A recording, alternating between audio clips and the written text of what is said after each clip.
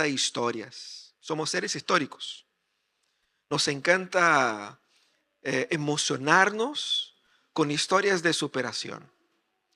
Historias de personas que salieron de la nada y que lucharon contra todo y vencieron. En las últimas semanas hemos podido acompañar algunas de esas historias de los atletas olímpicos, muchos de ellos contando una historia de superación, corriendo en circunstancias de baja calidad, preparándose, dando todo, para llegar a un momento donde por medio del éxito podrán llegar a lo más alto de su modalidad. Esas historias nos encantan, también las historias que vemos en las películas, y toda historia tiene un efecto sobre nosotros. Pero eh, yo creo que existe algo que podemos llamar de historia perfecta. Historia perfecta. Eh, Contar la historia es un arte. Contar la historia es poner la persona que escucha o que ve dentro del evento histórico. Porque una cosa es el evento, lo que sucedió, lo que se dio en dicho momento de la historia. Otra cosa es el relato, la manera como yo cuento lo que pasó. Y la manera como se cuenta es muy importante. Ustedes que tienen hermanos, seguramente han pasado por la circunstancia donde los dos hermanos van a relatar el mismo evento para los padres, pero cada uno omite un lado que es menos favorable para sí. La manera de contar es una forma de presentar no solamente el evento, sino también sus propias percepciones del evento. Eso es muy importante. Ahora, una buena historia, una historia bien contada, ella va a tener algunos elementos. Primero, ella va a tener profundidad. Es decir, yo veo el personaje y veo que el personaje que me es presentado es algo más complejo. Tiene una historia, tiene sentimientos más profundos que son similares con los nuestros. No es un monito animado que es plano. Una historia bien contada, ella va a tener un cierto desarrollo, una progresión, una trayectoria, donde vemos el crecimiento emocional, psicológico, vemos los sufrimientos de los personajes. Nosotros empezamos a entrar en la historia. Y de hecho, las grandes historias son así, te ponen ahí adentro. Y uno siente, ¿han visto esas películas que uno siente el dolor del personaje? Y después de haber visto la película uno queda dando vuelta. O de repente uno cuando ve una serie muy prolongada que es muy profunda, uno tiene la sensación de estar un poquito adentro de este universo. Historias cuando son bien contadas, ellas tienen ese poder. Y la Biblia está llena de grandes relatos que relatan la historia verdadera. Los hechos a los cuales se refieren estas historias son verídicos, históricos, se dieron en nuestra línea del tiempo.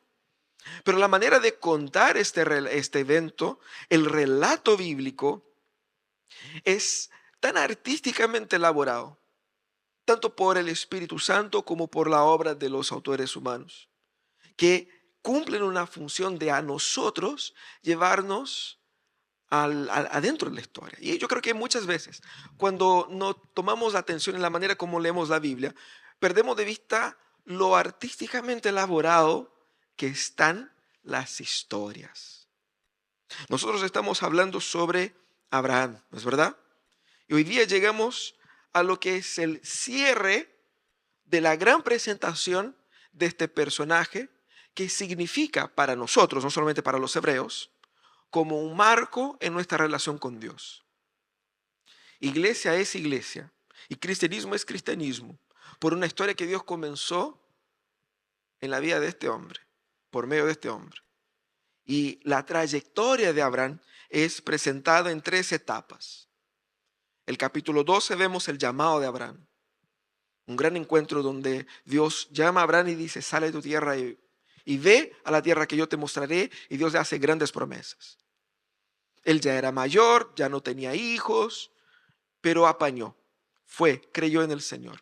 Después vemos en los capítulos 15 y 17 la consolidación de esta promesa por medio de un pacto. No solamente eran palabras de Dios, pero ahora Dios se comprometió, como que si Dios fuera a la notaría con él y le firmara. El capítulo 15 es la parte de Dios comprometiéndose. El capítulo 17 con la circuncisión es la parte de Abraham llevando en el cuerpo la marca de que el acuerdo que Dios hizo para que por medio de mí se formara una nación y esa nación fuera la salvación de la humanidad. Eso era, es tal. Pero hasta aquí, hasta Génesis 17, Abraham ya era mayor, bien mayor, y no tenía hijos. Pero la promesa seguía. Dios le apareció después, ahí en el capítulo 18, y dijo a Abraham: mira, Abraham, de aquí a un año vas a tener un hijo.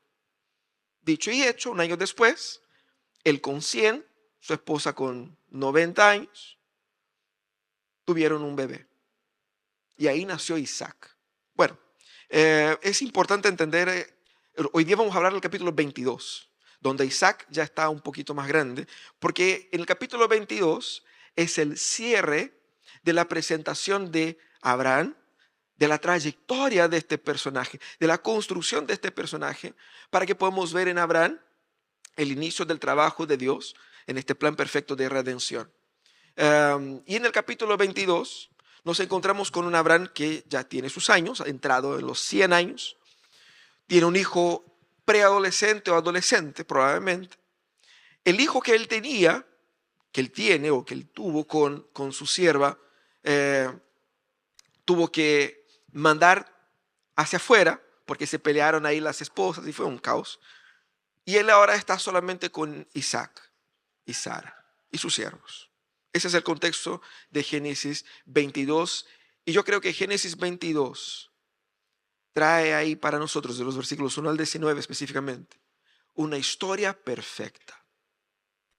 Moisés aquí se lució en un relato hermosamente construido.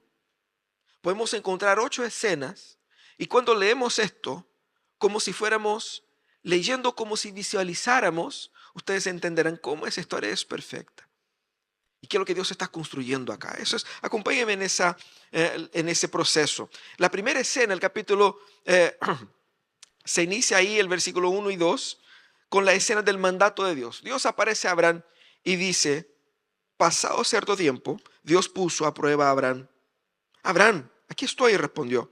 Y Dios ordenó: toma tu hijo Isaac, el único que tienes, al que tanto amas, y ve a la región de Moriah.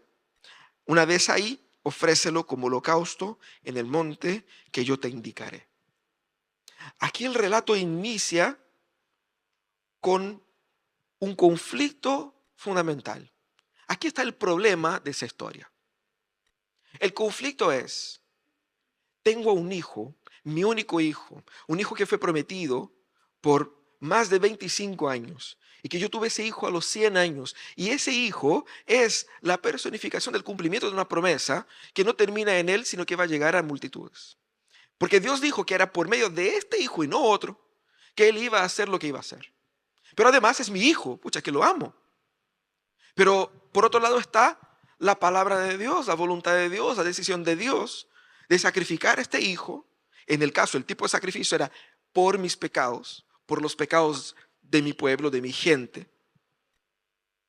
Pero qué raro. ¿Qué hago aquí? Ese es el conflicto. ¿Qué hago? ¿Obedezco a Dios o sigo mis sentimientos? Ese es el conflicto que Moisés nos presenta aquí y que Abraham vivió en ese momento. ¿Qué hace Abraham? Ahí la escena corta para Abraham, obedeciendo al Señor silenciosamente. Dice: Abraham se levantó de madrugada y ensilló su asno. También cortó la leña para el holocausto y junto con 2 de sus criados y su hijo Isaac se encaminó hacia el lugar que Dios había indicado.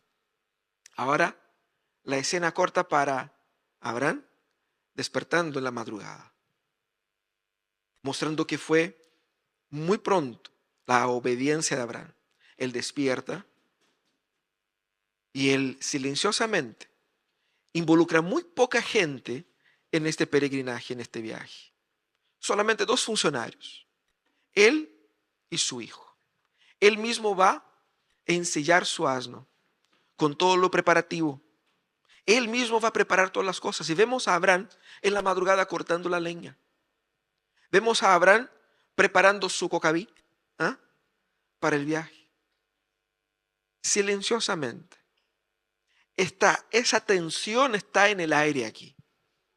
Se siente en el aire la angustia de Abraham.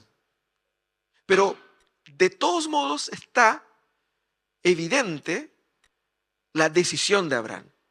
Abraham ya fue. En ese momento, Isaac ya había sido en el corazón de Abraham sacrificado. La decisión estaba tomada. Y esa es la tensión que la gente va leyendo y va sintiendo. ¿Qué va a hacer este uno? Y ahí cortamos para la escena 3, que dice: al tercer día Abraham alzó los ojos. A lo lejos vio el lugar.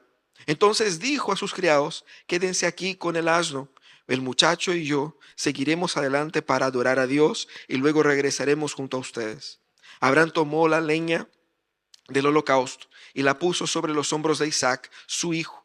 Él, por su parte, cargó con el fuego y el cuchillo, y los dos siguieron caminando juntos. Aquí es donde Abraham se separa de sus siervos, deja a los tres, los dos, y camina con Isaac. Él ve el monte que Dios había indicado y él se pone solo. Aquí vemos donde la jornada se limita no a los cuatro, sino que solamente a los dos, a Abraham e Isaac, caminando solos por horas y horas y horas. Y en ese momento vemos a Abraham orientando a sus siervos: quédense aquí. No sabemos si él estaba vendiendo la pomada o si era expresión de su fe. Él dice: esperen aquí, yo y el muchacho adoraremos a Dios y luego regresaremos, plural. No es regresaré yo, regresaremos los dos a ustedes. Y Abraham entonces pone sobre su hijo la leña y lleva él el fuego y el cuchillo. Ya vamos a hablar sobre eso más adelante. Pero en esa escena aquí es donde vemos qué es lo que Dios pensaba, o qué es lo que Abraham pensaba de lo que él estaba haciendo. Él creía que regresaría con el niño. Está implícito acá. Y luego vemos una escena más íntima aún, que es qué es lo que conversaron ellos durante el camino. Dice: Isaac dijo a Abraham: Padre, dime, hijo mío, aquí tenemos el fuego y la leña, continuó Isaac, pero ¿dónde está el cordero para el holocausto? Del cordero, hijo mío, se encargará Dios, respondió Abraham. Y siguieron caminando juntos. Nosotros podemos escuchar los ruidos de la madrugada, de ellos caminando en lo solitario. Podemos ver la tensión en los ojos de Abraham, el dolor en su corazón. Podemos ver en la cara del niño la incomprensión de lo que estaba pasando. Pero toda gran historia es presentada a nosotros con grandes expresiones. Mira las palabras de Abraham. La pregunta del niño es muy relevante. ¿Dónde está el animal? Eso muestra que Isaac no era un bebé, un niño que se arrastra por la mano de 5 o 6 años, que no sabe lo que está pasando. Probablemente era un adolescente con fuerza suficiente para caminar muchas horas, para cargar la leña, que no era un saco de carbón. Estamos hablando de algo que pudiera ser más pesado. Si era para quemar un animal de muchos kilos, entonces era algo considerable. Él entendía. Y él pregunta a su padre: ¿dónde está el animal? Porque él sabía que lo que era un sacrificio. Pero ahí viene la frase potente de Abraham. Dios, en la Reina Valera se le asignó: Dios proveerá para sí mismo el sacrificio. Dios proveerá para sí mismo el animal. Aquí vemos el corazón y la fe de Abraham, que es lo que él entendía del evento. Él no habló hacia Dios, pero él nos explica aquí: qué es lo que Dios, qué es lo que él pensaba de lo que estaba pasando. Y ahí luego se corta para la escena 4. Ellos llegan ahí, cuando llegaron al lugar señalado por Dios, Abraham construyó un altar, preparó la leña. Después ató su hijo Isaac y lo puso sobre el altar y encima de la leña. Entonces tomó el cuchillo para sacrificar a su hijo. Aquí es donde la escena va escalando la tensión. Vamos viendo cómo el evento se va poniendo cada vez más descriptivo. Moisés va detallando cada paso de las cosas que va haciendo Abraham. Llegamos, construimos el altar, preparamos la leña, atamos al niño. Mira que paso a paso él va describiendo ese evento para que visualicemos, para que sintamos en esa progresión la tensión y el dolor en el corazón de una persona que está obedeciendo contra su propia lógica, contra su propio corazón, contra su propia voluntad, pero está entregado a una obediencia que para él es irracional. Y el momento llega a su clímax, donde él efectivamente llega al punto de ya llegó la hora de consumar lo que Dios demandó de mí. En esa escena vemos que efectivamente Abraham no estaba bromeando cuando decide obedecer a Dios. Él va. Tanto es así que en ese momento del clímax de la historia, el Señor interviene. Y aquí el Señor interviene por la voz del ángel, el mismo que habló al inicio. Versículo 11 dice, pero en ese momento el ángel del Señor le gritó desde el cielo, Abraham, Abraham, aquí estoy, respondió. No pongas tu mano sobre el muchacho ni le hagas ningún daño, dijo el ángel. Ahora sé que temes a Dios, porque ni siquiera me has negado a darme a tu único hijo. En esa escena es el plot twist, donde cambia la historia, donde Dios interviene al último minuto. Parece Hollywood, pero no es. Donde Dios interviene en el último minuto y le grita a Abraham. Cuando Dios llama a Abraham al inicio del capítulo, la voz del ángel dice, Abraham, y él responde, heme aquí. Pero aquí el texto dice que Dios gritó, el ángel gritó, Abraham, Abraham. Imaginen ustedes, el hombre estaba totalmente concentrado por la angustia, por el dolor, por el deber, por la tensión. Y en ese nivel de concentración, ustedes han hablado con personas que están concentradas, que no te pescan, que uno tiene que gritar. La actitud de Dios fue abrupta para impedir, para sujetar la mano de Abraham. Y ahí es donde Dios revela el sentido de todo eso. Abraham solo supo del sentido de todo al final. Ahí, después de eso, la historia va en un descenso. Llegamos a su clímax y ahora vamos a la conclusión. ¿Cómo va terminando todo eso? El Señor ya reveló aquí el propósito de toda esta idea. Y cortamos para el momento donde efectivamente se realiza un sacrificio. Ese sacrificio fue realizado ahí el versículo 13 dice, Abraham alzó la vista y en un matorral vio un carnero enredado por los cuernos. Fue entonces, tomó el carnero y lo ofreció como holocausto en lugar de su hijo. A ese sitio Abraham le puso el nombre del Señor provee. Por eso, hasta el día de hoy se dice en el monte del Señor será provisto lo necesario. Aquí es donde la historia va caminando para su cierre y efectivamente hay un sacrificio que eso es muy importante para la historia, porque aquí es donde vemos el sustituto a Abraham. Dios demandó un sacrificio. Abraham entregó a su hijo, pero aquí Dios provee un sustituto para su hijo. Ese principio es fundamental en la historia de la redención. Ya vamos a hablar sobre eso, pero aquí es donde el sacrificio es literalmente, como él mismo había dicho, fue provisto por Dios. Y luego la escena va terminando con Dios confirmando su pacto. Esta parte, estos versículos 15 al 18, viene a cerrar toda la historia de Abraham. Los tres eventos, el llamado, el pacto y ahora la prueba, se consolidan acá. Dice, el ángel del Señor llamó a Abraham por segunda vez desde el cielo y dijo, ¿cómo has hecho esto y no me has negado a tu único hijo? Tan cierto como que yo vivo, afirma el Señor, te bendeciré en gran manera y que te multiplicaré tu descendencia, como las estrellas del cielo y como la arena del mar.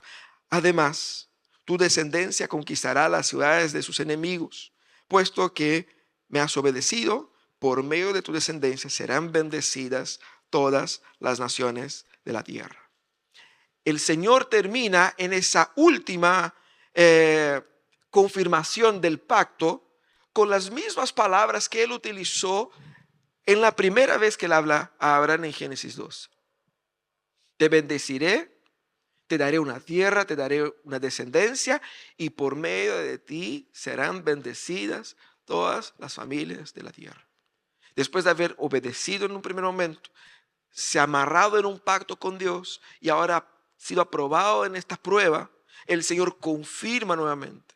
Por medio de ti serán bendecidas todas las familias, todas las naciones de la tierra. Es así como el Señor va culminando. Y mira cómo termina la historia de Abraham. La historia de Abraham prácticamente termina acá. Hay un capítulo más con algunos, el capítulo que sigue ya es la muerte de Sara y algunos detalles de adaptación para el ingreso a la historia de Isaac, pero la escena número 8 es el cierre de la vida de Abraham en su trayectoria bíblica.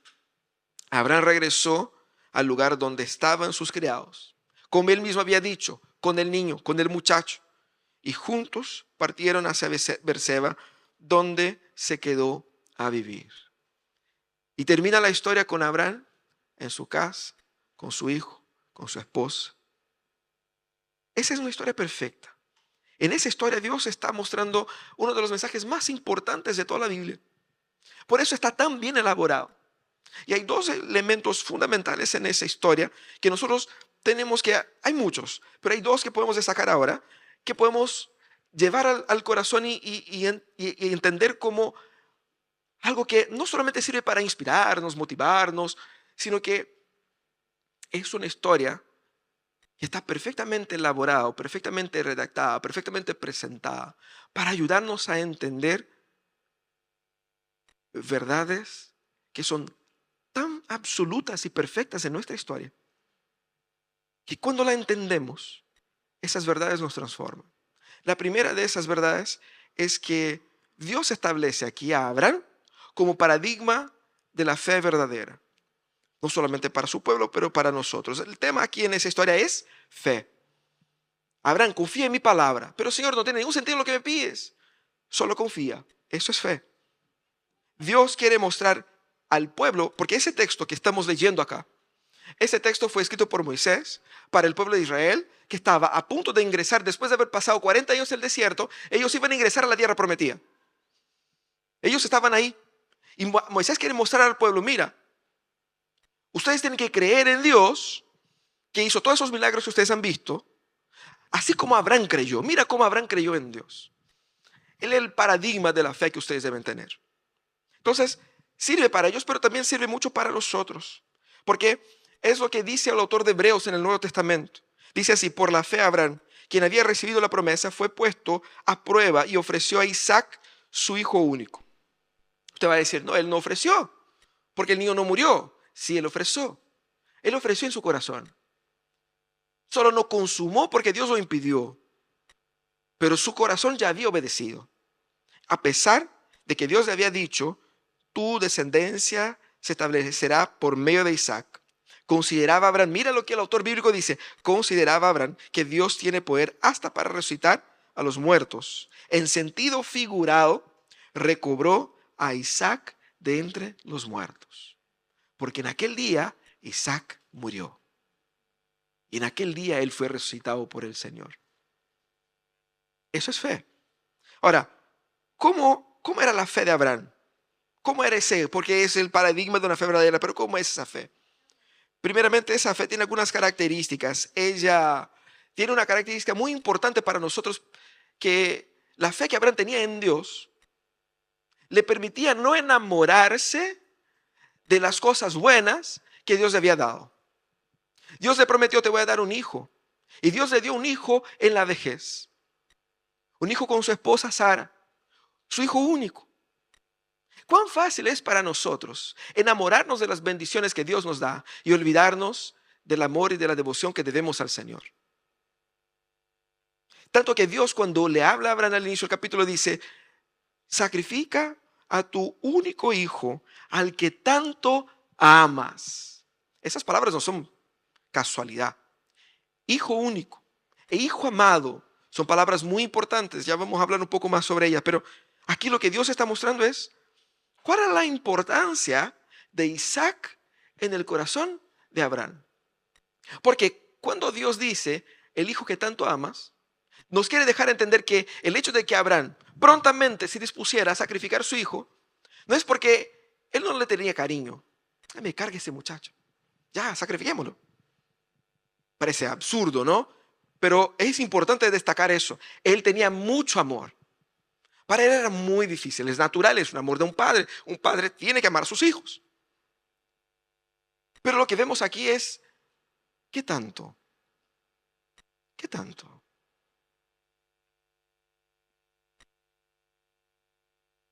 Uno pasa por mucho tiempo clamando al Señor: Señor, dame un hijo. Y el Señor da el hijo, y el hijo se torna un ídolo en su corazón y te aparta del Señor. Señor, dame un trabajo. Quiero tanto un trabajo, necesito tanto un trabajo. El Señor te da un trabajo, el trabajo se transforma en un ídolo para ti. Dios quiere mostrar lo tanto que nosotros debemos aprender a confiar en Él cuando Él empieza a quitar las cosas que amamos por obediencia a Él. La fe verdadera no se enamora de las bendiciones de Dios, cambiando el amor por Dios al amor por estas cosas. La segunda cosa que vemos aquí es que la fe verdadera, ella está fundamentada en el mismísimo conocimiento de Dios. Solo puedes tener fe en Dios si lo conoces. Abraham ya había tenido aquí muchas experiencias con Dios. Él había pasado por más de 25 años confiando en una promesa de que iba a tener un hijo. Y a los 100 años Dios cumple esa promesa. Entonces él sabe que Dios es cumplidor. Dios es poderoso. Dios es tremendo.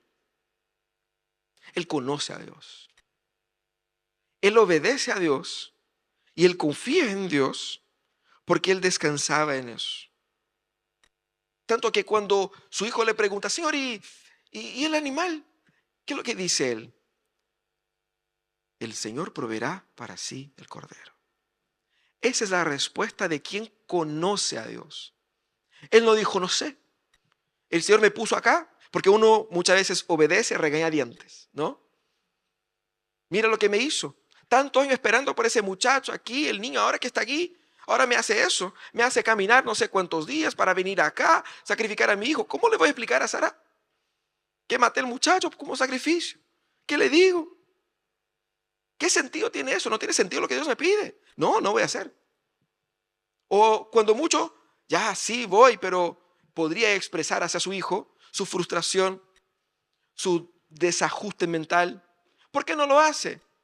Él conoce a aquel que lo demandó obediencia. La fe verdadera te hace querer conocer a Dios. Y es exactamente por conocer a Dios que uno confía.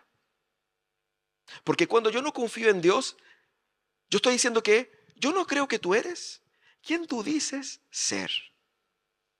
Yo no creo que tú eres tan proveedor así, tan protector así, tan amoroso así. No, no eres, no me parece. Por eso que mientras más conocemos a Dios, más confiaremos en Él. La fe verdadera es una fe que se basa en el conocimiento a Dios. Pero también la fe verdadera se revela por medio de la obediencia. Decir que cree de la boca hacia afuera es lindo. Qué bueno por ti, pero no te sirve de nada. El autor de Santiago va a decir eso de una forma clara. Tienes fe, pero no tienes obras. O sea, es hablería nomás. Habla mucho, Pero la fe verdadera se evidencia por la obediencia. La obediencia de Abraham es inmediata, es silenciosa.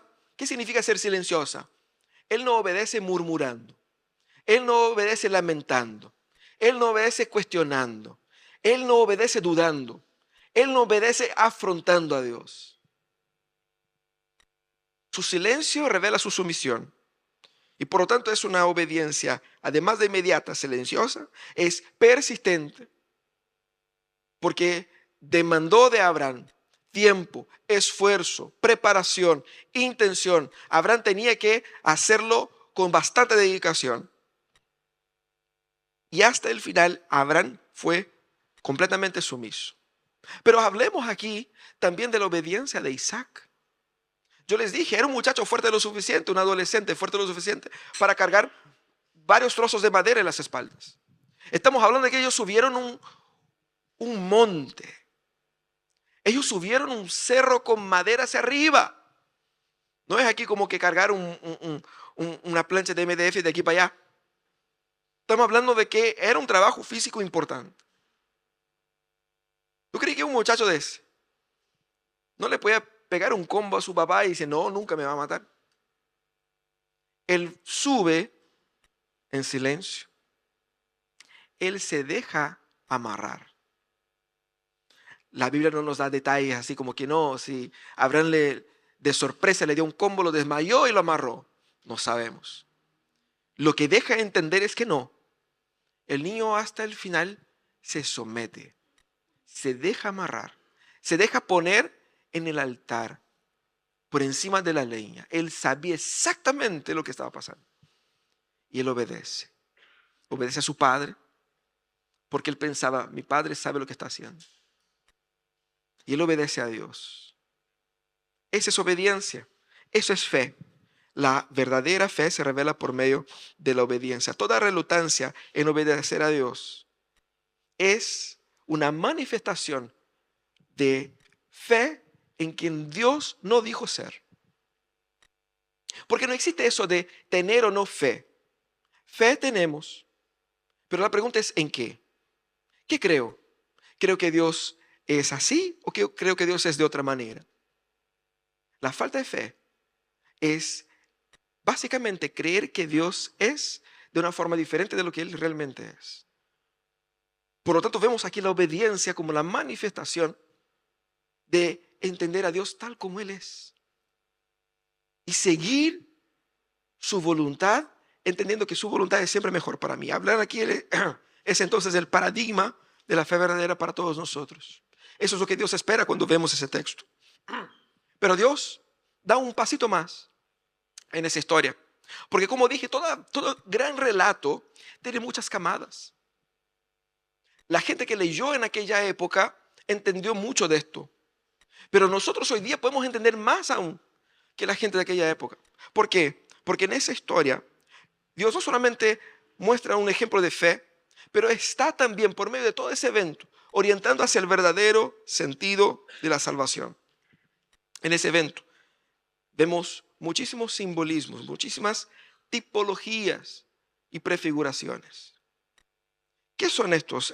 Algunos paralelos cuando el pueblo de Dios en el Antiguo Testamento leyó esto, cuando el pueblo de Israel ahí en el desierto leyó esto, ellos entendieron el sacrificio del niño y el cambio del niño por el animal es parecido a lo que nosotros pasamos en Egipto cuando el ángel del Señor vino a matar a los primogénitos de todos, pero a los primogénitos nuestros sustituimos por un animal también. La lógica de la sustitución entonces está aquí conectada. Ellos fueron a adorar al Señor en el monte. ¿Qué monte es ese? El monte donde el pueblo finalmente llegaría a adorar a Dios, ahí en las cercanías de Jerusalén. Se cree que por ahí no hay una seguridad absoluta, pero entonces hay muchos elementos que el pueblo leyó y dijo, eso tiene sentido, pero hay más. Para la mayoría de los detalles del texto, esa tipología se aplica más bien a Jesús. Y nosotros que estamos después de Cristo podemos ver con mayor claridad. Por ejemplo, toda la obediencia de Abraham es un tipo de la obediencia de Jesús al Padre. Porque la muerte de Jesús en la cruz es, en primer lugar, en obediencia a su Padre. Él dijo eso claramente ahí en Juan. No solamente por amor a nosotros, pero antes que el amor a nosotros, es la obediencia a su Padre. Y es por eso que el Isaías 53 va a mostrar el proceso del siervo sufridor, ¿cierto? Y vemos ahí varios elementos que apuntan a esa correlación entre el sacrificio de Isaac y el sacrificio de Cristo. Porque Dios le dice a Abraham: toma tu hijo, tu único hijo, tu hijo amado. Esas palabras no son vacías, no solamente para explicar el amor y el significado de lo que Abraham iba a hacer, pero también nosotros vamos al Nuevo Testamento. Y cuando Jesús era bautizado, ¿qué dice Dios, el Padre de Jesús? Este es mi Hijo amado, en quien tengo contentamiento. Es mi único hijo, es mi Hijo amado. Ahí vemos el Hijo. Y más adelante ahí en Romanos 8:32, cuando Dios aquí en el texto de Génesis dice: ahora sé que crees en mí porque no me rechazaste ni a tu único hijo. Y uno lee eso y ya escuché esa frase en otro lugar. Romanos 8:32 dice: el que no escatimó ni a su propio hijo, sino que lo entregó por todos nosotros. Los paralelos están allí, ¿cierto? Y más, ¿cuántos días caminaron ellos hasta que dejaron los siervos ahí? 3 días. 3 días. ¿Dónde vi eso en otro lugar? 3 días donde Isaac estaba muerto. 3 días donde Cristo estuvo muerto. Y la misma sumisión de Isaac es un tipo del siervo sufridor de Isaías 53, que dice que él fue maltratado y humillado, ni siquiera abrió su boca. Como cordero fue llevado al matadero, como oveja que emudece ante su trasquilador, ni siquiera abrió la boca. Isaías 53. Es exactamente lo que hizo Isaac, es exactamente lo que hizo Cristo. Miren las correlaciones acá. Y más, el texto dijo que Dios proveería el cordero, el animal. Dios proveería para sí. Mucha gente en la historia ha leído ese texto y dice: Dios proveerá, en el sentido que Dios proveerá lo económico, Dios proveerá lo financiero. ¿Qué es lo que Dios está hablando aquí? Dios proveerá el Salvador.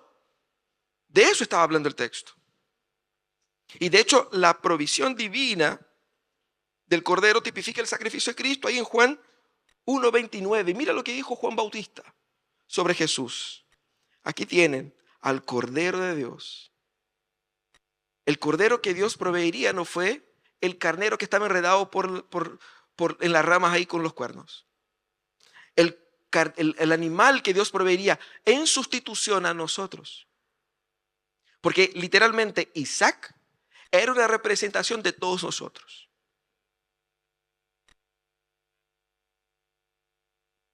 Lo que vemos en esa historia es que en vez de que nosotros hubiéramos muerto, como Isaac, para pagar por nuestros pecados, Dios proveyó un sustituto.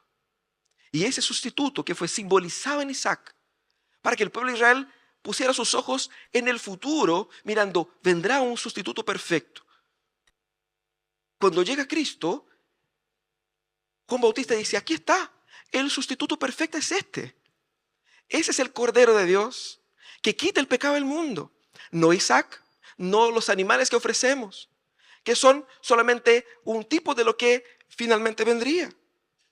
Y más, lo más hermoso es que cómo sube Isaac al monte, cargando su propia leña, cargando el madero que servirá para consumir su propia vida.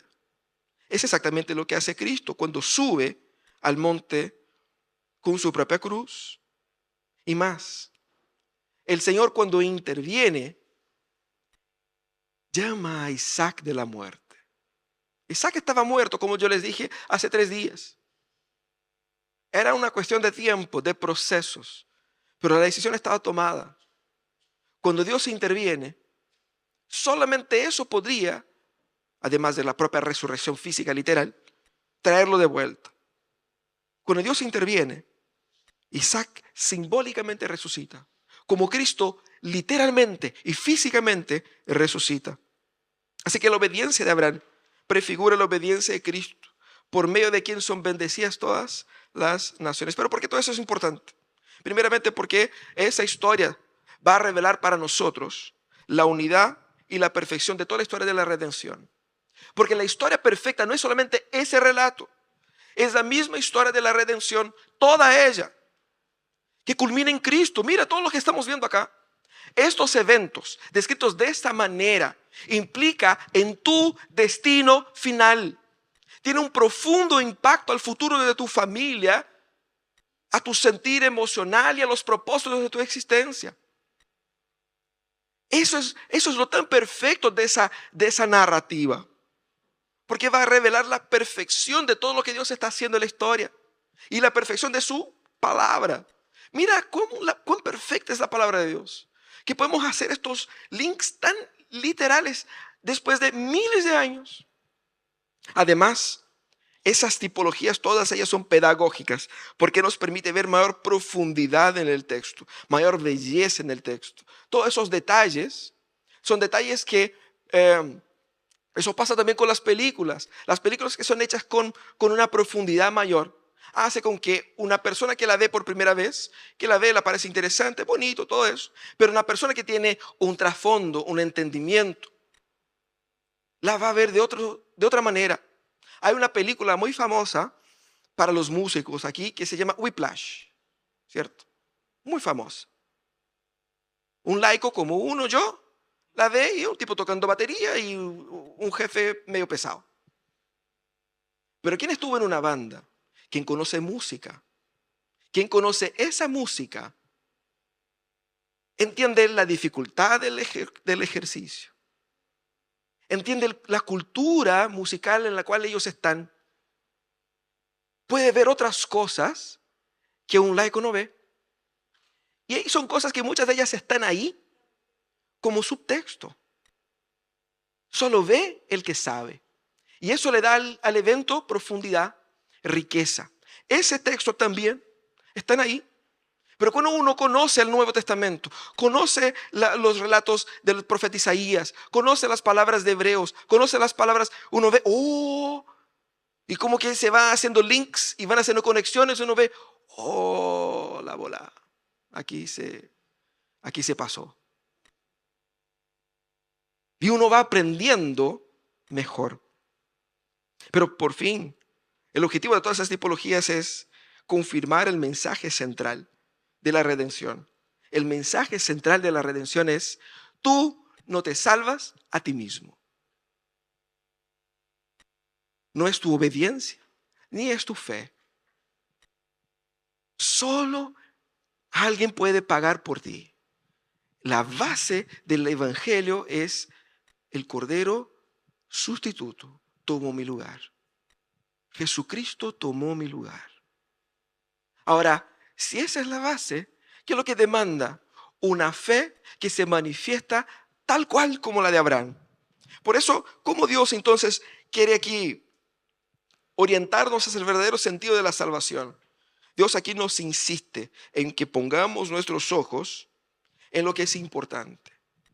Hermanos, dejen de malgastar sus vidas, anhelando satisfacerse con cosas, poniendo su esperanza en éxitos temporales, circunstanciales, en todas estas cosas que en 10, 15 años no tendrán ningún valor.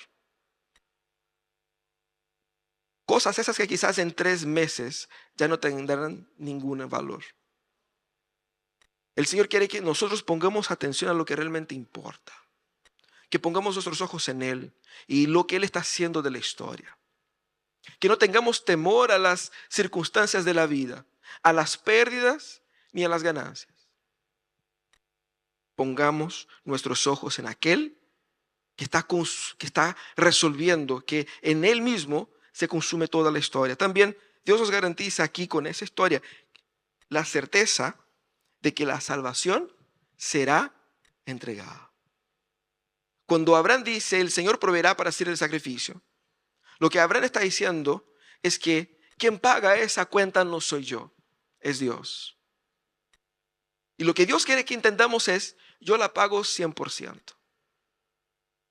La salvación es absolutamente garantizada en la persona de Jesús. Certeza de la salvación. Eso es lo que Él espera de nosotros. Ahora, Dios hace todo eso por medio de un relato, por medio de una historia. Y eso no es casualidad. Hermanos, entiendan eso. Salvación no es un dogma. No es una doctrina. Y ni estamos aquí vendiendo a ustedes filosofías, conceptos. ¿Por qué Dios utiliza la historia? Porque la salvación es un evento histórico. Nuestras vidas son vividas históricamente, en una sucesión de eventos. Y lo que Dios ha hecho fue un evento histórico que cambió la historia. Lo que Dios demanda de nosotros, no solamente que creamos en ese evento histórico, pero que al mirar la historia, creamos en aquel que tiene la historia en sus manos. Debemos entonces poner atención a los movimientos históricos de Dios en la historia. Estamos nosotros viviendo la historia perfecta. Lo que Dios espera de nosotros es que, así como Abraham, desarrollemos una fe con esos trazos de fe verdadera. Una fe que es expresión de amor a Él, más que a las cosas que Él nos da. Una fe que es resultado del conocimiento de Él y por lo tanto confía en Él, pero una fe que no es solamente palabras, son hechos, actos de obediencia. Lo que Dios quiere con este relato, con esa historia, es que abandonemos a las falsas narrativas que nosotros utilizamos para justificar nuestras actitudes. Yo soy así porque esto y crees en un cuento sobre ti mismo y sobre el mundo que no es verdad. Hay una historia verdadera y es muy probable que la historia que tú crees sobre ti y sobre el mundo no sea la verdadera historia sobre ti ni sobre el mundo.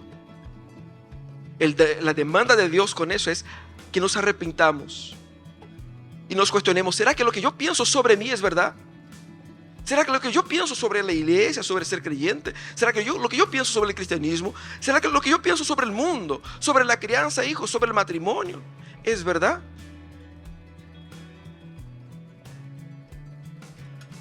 Hay una historia verdadera y esa es la historia que Dios está contando.